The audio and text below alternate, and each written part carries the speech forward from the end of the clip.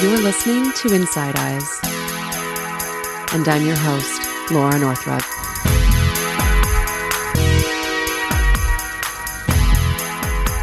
Hi, everyone out there listening. Welcome back to another episode of Inside Eyes. I'm your host, Laura May Northrup, and this series is about the use of entheogens and psychedelics to heal from sexual trauma. Before I introduce this episode, I want to thank everyone who's been writing to me with words of support or sharing how it's impacted them to listen to the series. It means so much to me to hear from you, and I'm grateful that people are getting so much out of listening. And also, thank you to everyone who is sharing about the series on your social media or through word of mouth. Your support is so appreciated. I would love to do a season 2, likely with a different format and with some expanded topics. If you want to hear a season 2 or have questions or things you hope I'll explore, reach out to me and share your thoughts.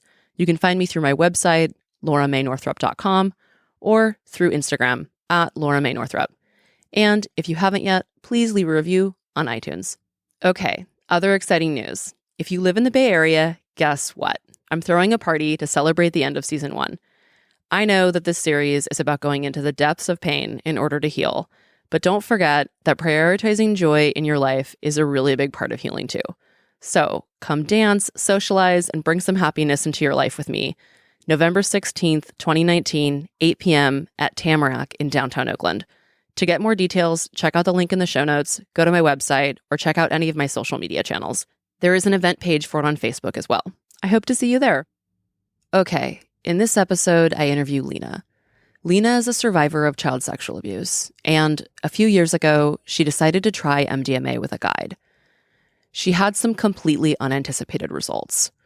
After her 5th MDMA journey, she ended up in an elongated altered state of consciousness that medical professionals called soft psychosis. Lena doesn't want her story to be heard as simply a cautionary tale. She wants to share it so that others know this is a possibility, and for others who may have had a similar experience. But to call what she experienced as psychosis and look at it as a negative outcome is a half-truth at best. Her story is complicated, vulnerable, and important. We live in a massively ableist society that doesn't prioritize the needed structures to support people who live through the kind of experience that Lena had. I am very grateful for her willingness to share it. Before we get to the interview, a word of caution. None of the episodes in this series are suitable for children, and please, take care of yourself as the listener. All right, the interview starts with Lena telling me a bit about the lead up to trying MDMA. I was having a lot of trouble leaving my house. I was really struggling with agoraphobia, and just this, when I was able to leave my house, I would just be met with this kind of terror. And I was just really frustrated with that. I'd been in individual therapy, but I was having trouble making it to the therapy sessions. And so you decided to try the MDMA therapy that you had heard about. What was that like for you to get used to the idea and prep to do it? It felt like a treasure hunt because it's really hard to find out about, and it was really hard to find the people to help me. I think, I don't know, it felt really exciting and promising. I read what I could about it, but there really still isn't very much to read out there. Yeah, it mostly felt exciting. I feel like if anything, I was thinking, oh, this is the answer. This is 100% the answer. Can you say more about that and kind of how that, I guess just what it was like for you to feel like you had maybe found an answer, and kind of what was your fantasy about what was going to happen? I had this time in my life where I was not feeling just covered in trauma. I was doing Bikram yoga every single day. And I was able to connect to my body and connect to my breath. And suddenly I was able to connect more to like eating my breakfast and, going to classes and all of that. And there was a rhythm in my day that I had never had before. I think that I'm usually so overcome with hypervigilance and fear that I really have a hard time connecting to the rhythm of my life. And so in that rhythm, I found a lot of ease. And I was like, oh, okay, so life is hard, but it's not unimaginable suffering every day. So I was imagining a return to that rhythm of life. That was my big hope with the MDMA, that it would be kind of a return to my own body and a way to be in my body in the world. And that time in your life when you were doing yoga every day and you had a rhythm going, and it sounds like you were leaving your house and that things were feeling, it sounds like not like that you didn't feel so overcome with the trauma. When was that in comparison to when you were feeling pretty severe agoraphobia and struggling to go to therapy and deciding to do the MDMA? It was 12 years earlier. After sharing about the symptoms that led Lena to start considering MDMA and some of the results she was hoping for, we talked a bit about the sexual trauma from her childhood that led to all this disembodiment, hypervigilance, and terror. I was sexually abused by my older brother for a very long time. I think it started when I was about 4, and then it ended when I was about 13. And we also had a babysitter who was a total pedophile, and she abused me as well. And I didn't remember any of this until I was 19, but I definitely walked around carrying it. Yeah, and what happened when you were 19 that this all started to come back? When I was 19, well, the immediate events surrounding remembering, I had sex for the first time. And when I was having sex is when I remembered. It all came back to me in just this huge rush. I was in my parents' home, and that's where the abuse took place. After remembering the abuse, Lena eventually went into that period of life she mentioned earlier, where things felt manageable and she was doing yoga every day. I asked her more about what her life was like in between remembering the abuse and the agoraphobia that led her to try MDMA. I've been dissociating for as long as I can remember, and it's sort of this feeling of being very far away, like outside of my body, and not directly being able to connect to my senses. And I think in the dissociation, there were a lot of stories that I made up. Like I would be on public transportation and I would dissociate, and I'd come up with this whole story of being a rat in the subway, and I would kind of like look at rats and kind of become them. And I don't know, just my mind had ways of separating from the present that I think really helped me tolerate being, but really took me away from experiencing life firsthand, if that makes any sense. I mean, it impacted everything. It impacted how I did in school. I had a really hard time concentrating. And I think that, I was diagnosed with a lot of learning disabilities, but I think that a lot of that was both dissociation and hypervigilance. Just I could not focus. I'm lucky in that all of this did not affect my friendships. Somehow I was able to have very, very close friendships. So eventually in all this, Lena found herself ready to do a journey. I was so starry-eyed about the whole thing that I don't think I was nervous until I was swallowing the first pill. I just really didn't give myself room to be nervous. I was also in a place of such desperation that honestly anything seemed better than where I was. The first journey was, I was lying there listening to music, and it was like I was riding the music. I felt comfortable in my body, I think for the first time ever. I just felt this warmth in my body that I had never felt before. And I suddenly just started crying. And I suddenly could see the shame that I'd been carrying around, and recognized that I really thought that everything that happened was my fault. And it was in this very, very simple way. And I asked the guide to come over, and I just hugged him, and I just said, "Oh my God, I thought everything was my fault. I thought everything was my fault." And I kept on repeating that and just crying. And I think it was just this realization of how much weight I'd been carrying around. I asked Lena how it was integrating that first journey into her life. if her big realization carried over or felt helpful. It's so hard to say if it was helpful for me outside of the journey because it's such a huge realization. I mean, it's like realizing the exact quality of the air you breathe and being able to feel that. And that's something that's really hard to carry. I found it really hard to carry around with me in an everyday sort of way. Like it's an epiphany. And I think that while I believe in epiphanies, I think they're really hard to integrate into the fabric of everyday life.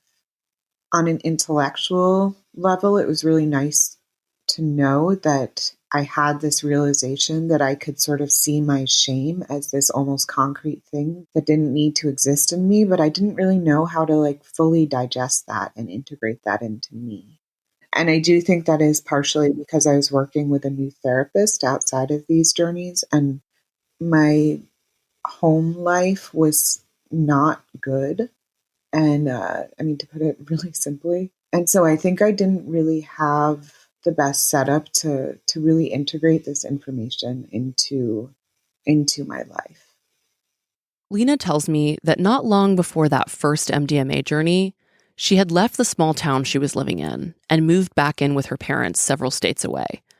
She describes a bit more about the scenario. I moved back to my parents' house, which is the house where I'd been abused. So I was living there. I didn't have a job. I didn't have that many friends. I had a new therapist who I hadn't really fully connected with. So I just didn't have very much stability in my life at all. Lena did a total of 5 journeys and took the same dose of MDMA for every journey, which was a protocol that included a booster dose. Her journeys were 1 to 2 months apart depending on scheduling and availability. Next, I asked her more about her feelings after that first journey. And after that first journey, I'm wondering, were you still as excited and kind of like, this is the answer, I'm desperate, I need this, or had things shifted at all? I was still as desperate for that to be the one answer. The one answer, yeah. And so then what were subsequent journeys like? They were a lot harder. I don't exactly remember what happened in each individual one, but I know there was a big struggle with death and sort of fearing that each second I was going to die. So I'd say, wait, no, I'm going to die now. I'm going to die now. I'm going to die now. And having visions of this man. And I don't know who this man was, but he kept on falling over and over again in front of me onto a subway grate. And I kept on thinking that meant that he wanted me to die with him. But I had a realization that he was dying for me. So I called him my Jesus. And he kept on coming back in different journeys. Another thing was that I felt this huge pain in my body, just each second, and bracing myself for more pain. So I remember just crying and saying, oh my God, it hurts, it hurts, it hurts. And I felt this ripping through my chest.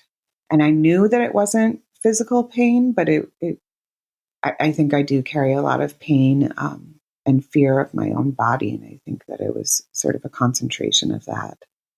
So it was really a lot of pendulating between this pain and sort of terror of death. And then I would have these really calm moments where I would just ride the music and be in my body. And then I had moments where I saw myself in utero, and I saw my parents both looking at me on this sort of hologram. And they were so excited for my arrival. And then I saw my own birth. And I felt the loneliness of leaving the womb. And I could feel my mom's love turn into anxiety, and my dad's love turn into sort of absorption into his own loneliness. It was like watching this whole story of my birth, which was really cool. After describing the complex nuances of Lena's first 4 journeys, complete with awe, fear, and insight, she describes the 5th and final MDMA journey she has taken. The absolute most terrifying journey was my last one. You know, I connected to the abuse so much more in that journey in a really direct way. And I kept on having this vision of my brother and I being shut into a tomb together and just completely alone, just left to him abusing me. And there was this death-like quality to that. And that, I remembered a lot about the abuse. I remembered him saying he was going to kill me. And I remember saying to the guide, all of this happened to me. It's my fault for having a body. It's my fault for having a vagina. And I remember deeply connecting to that. So much of my body came up in that, and this absolute horror of what it is as a child to have a body that attracts violation, or that's what it feels like, and how much shame that brings. Wow. With the last session, it didn't end after that.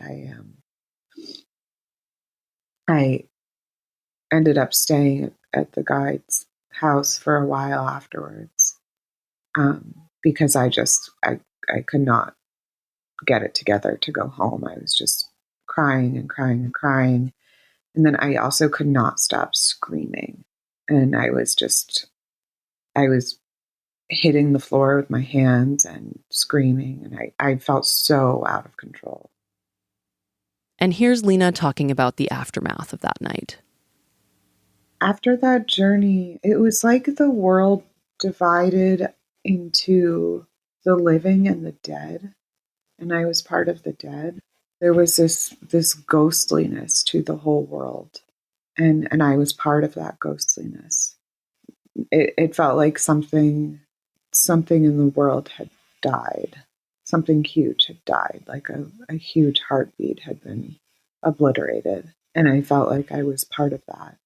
It kind of kept on building, this separation from life in the world. It kind of just kept on building in me. I kept on thinking, oh, it's just the MDMA is still working through me. It's still working through me. It's this very, I felt so sure. Oh, it's still doing its magic. There was something about the last session that was so painful. It was so painful to feel that torn apart again, that it felt re-traumatizing to me. And it feels like my mind was running from that. I'm not going to go into the hospitalization, but I was hospitalized after that. And they called it psychosis. I don't know what I would call it. I would call it just some sort of spiritual brokenness from seeing what I had seen both in my life and seeing it repeated on a deeper level in the journey. Do you want to share anything about kind of what that soft psychosis, or is there another word that you're kind of wanting to use, or are you more just in a space where you're like not sure how to articulate that time in like a short one word or phrase? Yeah, I don't know if psychosis is the right word because it doesn't seem to capture all the nuances. Yeah, so I don't really have one word. Yeah. Do you want to share about the nuances and kind of what was happening in that time? And some of it was a continuation of the kicking and screaming and hitting the ground with my hands. Some of it was I kept on wondering if I was in hell or if I was going to hell, or if I was on the way to hell. And in a very literal way. And I didn't grow up religious at all, so I don't really have a concept of heaven and hell in my life. But I suddenly was very sure that I was going to hell. Before I fell asleep, I would see this figure dancing in a bunch of flames, and I was sure that it was the devil inviting me into hell. I thought my phone and my brain were connected, which maybe isn't that outlandish anyway. But it felt in a very, a very literal way that my phone and my brain were the same thing.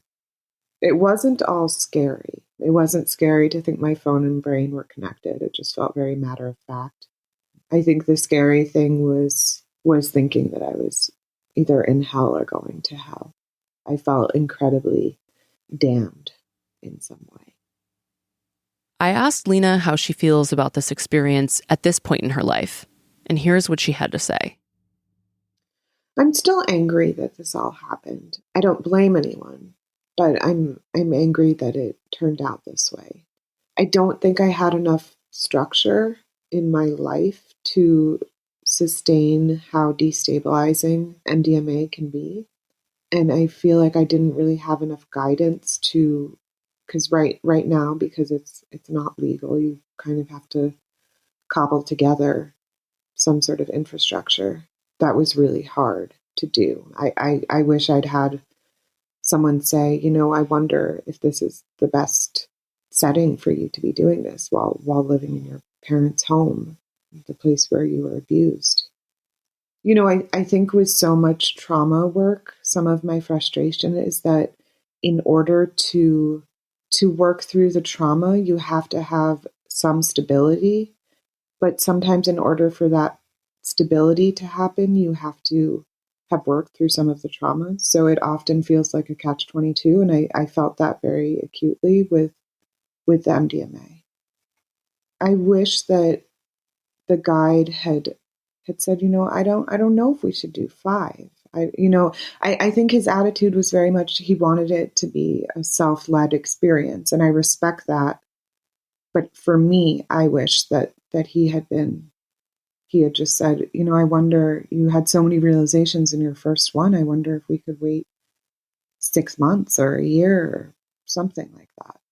And, I still carry that first session around with me in that I still feel a lot of shame for what happened. And I still carry it on myself, but I have this hope that some of it is outside of me now. I don't think that I needed to go through whatever they're calling psychosis. I don't think I needed to go through that in order to, I don't think I needed to suffer that much. I don't think it needs to be an experience that leads you to be hospitalized. And you hadn't had any kind of, for lack of a better word, psychosis or altered states of consciousness prior to this experience? I think that, I don't think I experienced psychosis. I really hate that word. Yeah. You want a different word. I want a different word and I don't know what word to use. Do you want to tell me why you hate the word psychosis? It's so diagnostic.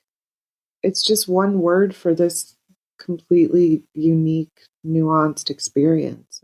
I'm wondering, I think that the kind of general narrative when people say somebody has psychosis is that there's something about their psychological experience that doesn't make any sense. And it sounds like your experience actually made a lot of sense. Yeah. I think back to your question about in the past, how did some of these ways of thinking show themselves? I think, thinking that I was a rat for such a long time in this sort of dissociative way, to me is very similar to thinking that I'm partially dead. It's about feeling like I exist only in liminal spaces. There was something of that, of feeling like I was part of the world of the dead, feeling like I was a rat, like unseen to everyday eyes. And I think that's a feeling I've carried around with me for a long time that became the center of my mind after the last MDMA session, and a lot also in my childhood. At the time of this interview, it had been about 1.5 years since that last MDMA journey. During the aftermath of that journey, as she describes, she felt like she was part of the world of the dead. She suffered from aphasia, meaning she was having a difficult time speaking or finding words in her mind. This was really a struggle and unusual, as it's not something that Lena had ever experienced before. She tells me that the first 2 months were more acutely intense, and it took more like 5 months to come fully out of the world of the dead. Since those experiences, Lena also found a different therapist who she's still working with. It still comes up a lot. Like it's been incredibly useful in therapy. And I think it's both helped me honor my sort of dream dissociative world and really make meaning of that with my therapist, and allowed me to see that it's really not that crazy, that world that I created. I think it's made me really yearn for a deeper connection to my body, because those journeys were, even through the terrors of them, there was this sense of being able to come back home to my body. It's like I've had a taste of that and I want more of that. I don't want this to be a cautionary tale, because I think that I gained a huge amount from this. I do wish that I had had more caution within how I took the journeys and how many journeys I actually took, because I think that I was at a really, really unstable place and really needed more guidance in how to go about having the actual journeys. Did your guide assess for where you were at or talk to you about things like that? Or was that just more like, okay, you want to do this, let's go? He definitely knew that I was living in the home where I was abused. He knew the circumstances, and he definitely knew that they were, that was quite serious and heavy. I think that he really took the lead from me. And I guess I wish it had been a bit more collaborative. Got it. Yeah. I think that's just his approach.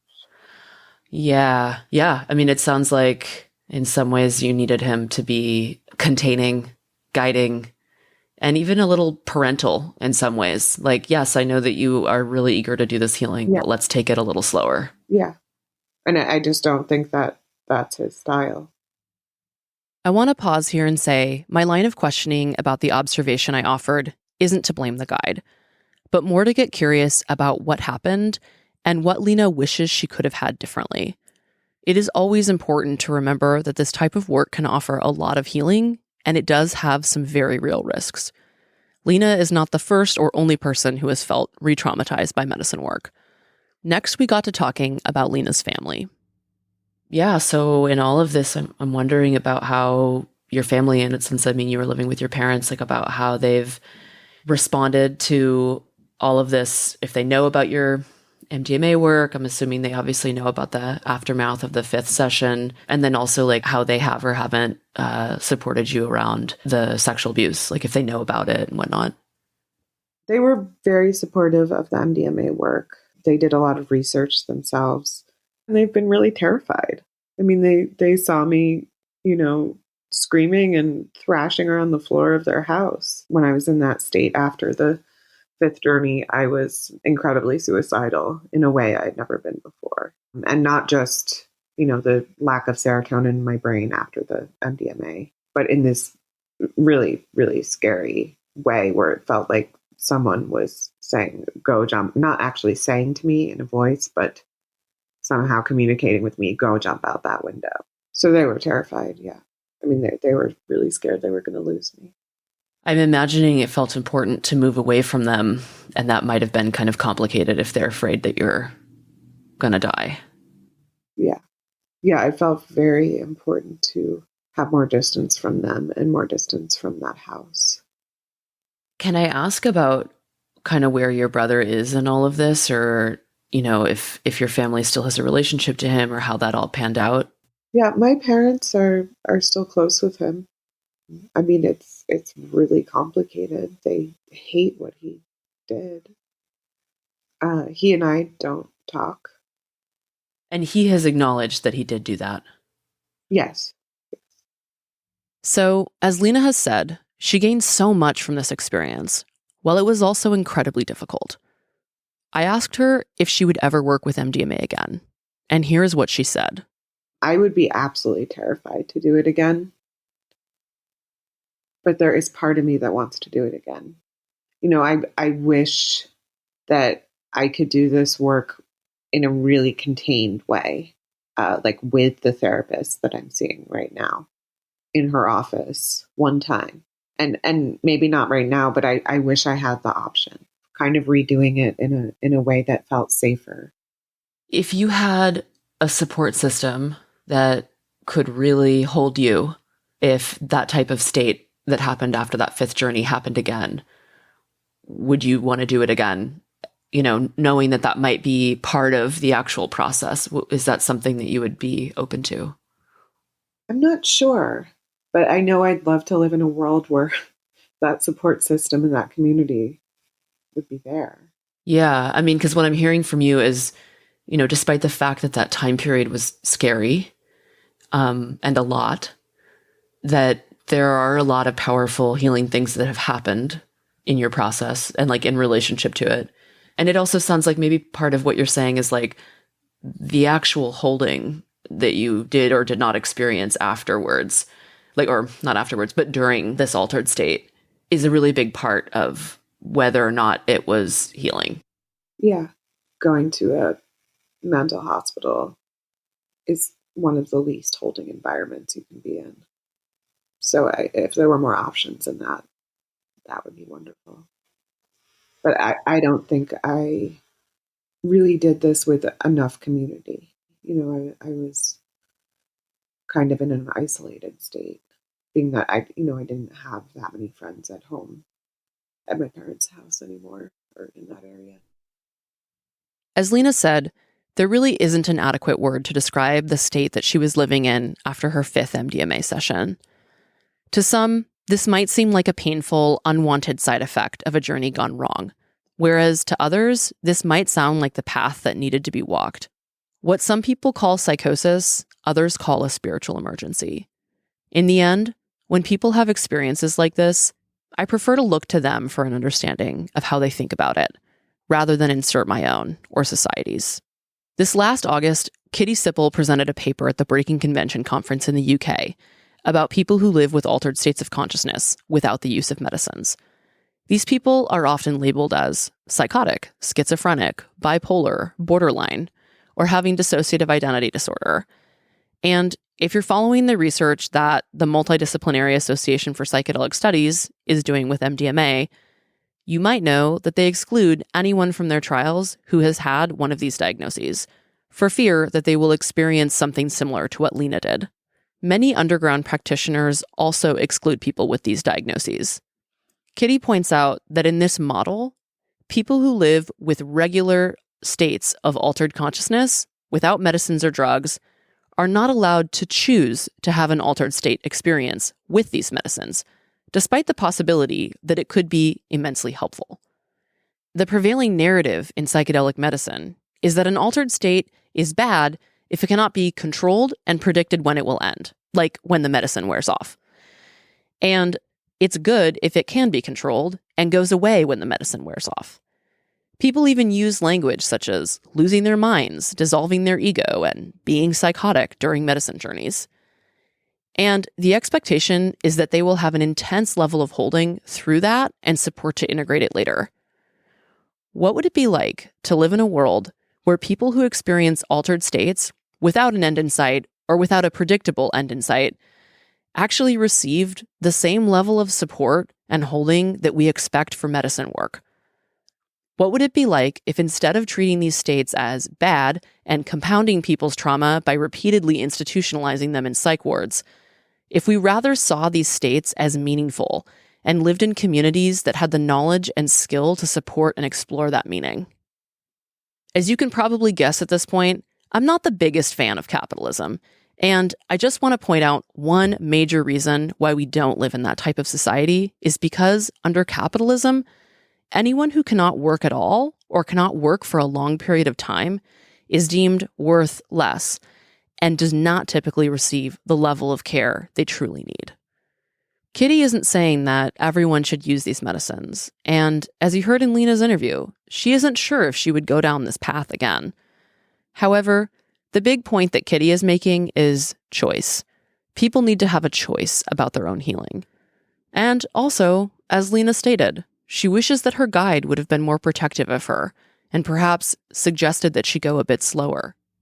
It's really complicated, and rather than try to make a definitive statement, I just want to encourage some deep thinking about all of this. A link to Kitty's lecture will be in the show notes. And many, many thanks to Lena for sharing her story. If you enjoyed this episode and want to support the show, please subscribe to the podcast and leave a review. And if you extra want to support the show, please share about it on social media. If you'd like to stay connected, you can find me on Instagram @Laura May Northrup. Thanks for listening to Inside Eyes. Until next time.